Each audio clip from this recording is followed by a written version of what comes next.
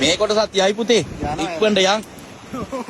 මේ ඇවිල්ලා මේ ඇලහැර නෙමෙයි මොරගහ කන්ද කළුගඟ මාර්ගයේ තිබෙන මේ පාලම එතනින් එහාට පාලම කඩාගෙන ගිහින් තියෙනවා මේ මොරගහ කන්දේ වාහනදොරට වැරලා තියෙන හින්දා මේ තියෙන පාලම මේ වගේ දෙයක් ඉතින් මීට කලින් දැකලා නැහැ මේක උඩටම කඩාගෙන ගිහින් තියෙන්නේ මේ හොඳම වතුර පාරක් මේ යන්නේ මෙතනින් එහාට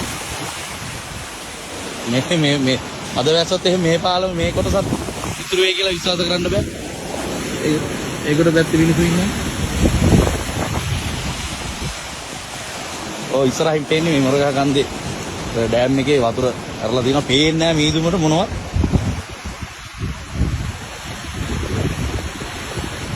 අපි එතෙන්ද ගිහලා බලමු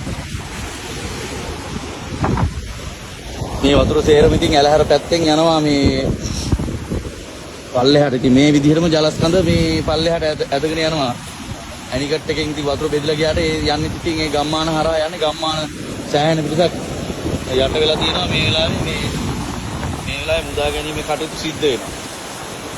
අදත් ඊයේ වගේම වර්ෂාව ඇදහැළුනොත් මීට වැඩිය ලොකු හානියක් සිද්ධ වෙන්න ඉඩ තියෙනවා.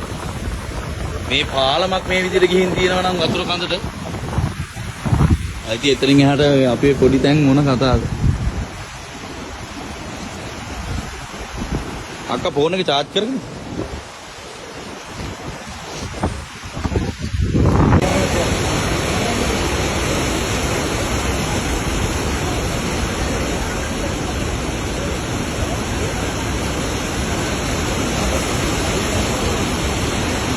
මේ ගඟ ඔන්නේ ගෙවල් එහෙම විනාශයි නේ අර ගම්වල. කඹරෝ එහෙම. ඔව්. ඉස්සර එහෙට යන්නේ.